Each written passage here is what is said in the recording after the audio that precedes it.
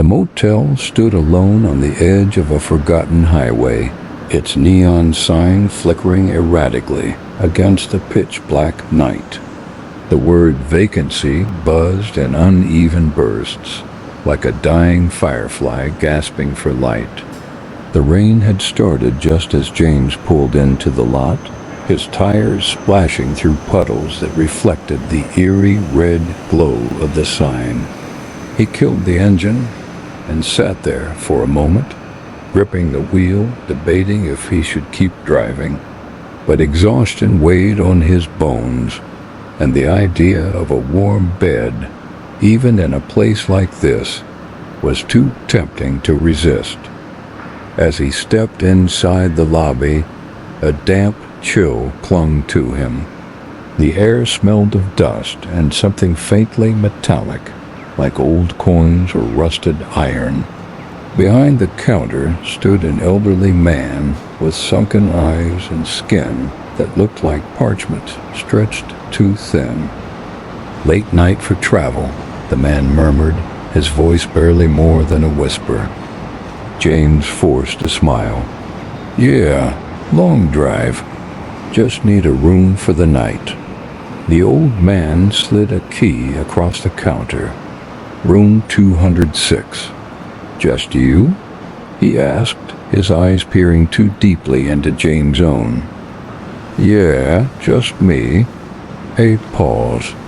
The old man's lip twitched, almost as if he were about to say something else.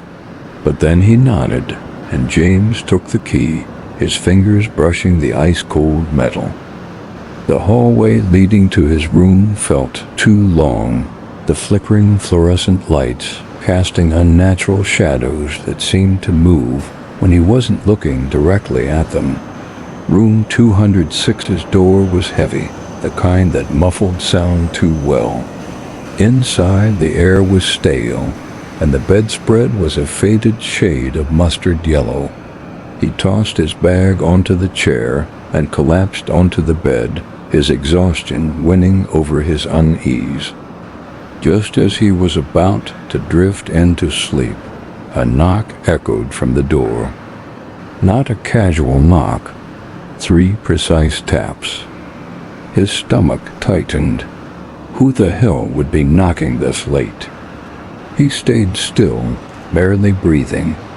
Then another knock, 3 times. Exact same rhythm. James swallowed hard and swung his legs over the side of the bed. He walked to the door, pressing his eye against the peephole. Nothing. Just the dimly lit hallway stretching into emptiness. He hesitated, then turned the lock and cracked the door open. No one. The hallway was utterly still. He exhaled, shaking his head. Maybe the exhaustion was messing with him. Maybe the door slammed shut behind him. James whirled around. The room was unchanged, except for one thing. The closet door was open, and he was sure, absolutely sure, that it had been closed when he first entered. A shiver ran down his spine. The darkness inside the closet was too deep, like looking into something that shouldn't be there. He forced a nervous chuckle. Great. Just my imagination going into overdrive. He crossed the room, gripping the closet door. Just close it. Go to sleep. Forget about it. As he reached for the knob, he noticed something strange. The mirror above the dresser reflected the room behind him, bed, chair, TV, everything exactly as it was. Except for one thing. In the mirror, the closet door was still closed. James' breath caught in his throat. He turned slowly, heart pounding in his ears. The closet door remained wide open. And then, from the darkness inside, came a whisper. "You shouldn't have opened the door." The air turned frigid, his breath visible in the dim light. Something shifted in the shadows, something tall, hunched. It moved without sound, but he could feel it watching him, studying him. James stumbled back, his pulse hammering as he fumbled for the doorknob.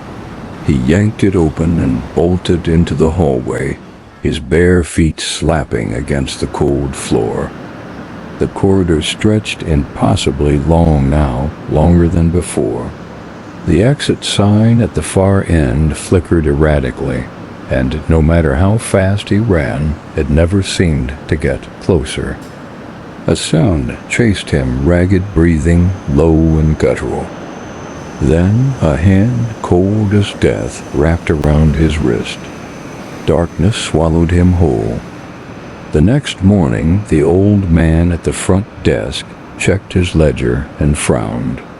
Room 206 had been empty for years.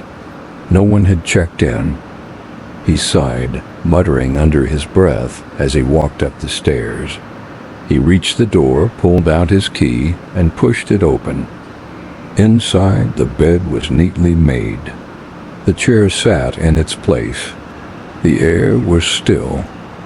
Only one thing was different. On the mirror, written in fog breath, were 3 words. Still here, waiting. James woke up in darkness, his body numb with cold. He wasn't in his room anymore.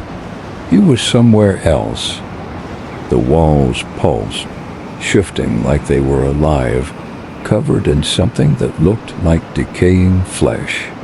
The air was thick, suffocating, and whispers echoed from all directions, overlapping, growing louder. He turned in frantic circles, searching for a way out, but there were no doors, only an endless hallway stretching before him. He ran. The whispers followed. Figures emerged from the shadows, twisted, malformed, with hollow eyes and mouths that gaped too wide. They reached for him with elongated fingers, whispering his name, pulling at his clothes, his hair, his skin. James screamed. Then the hallway ended abruptly, and he was falling into the abyss.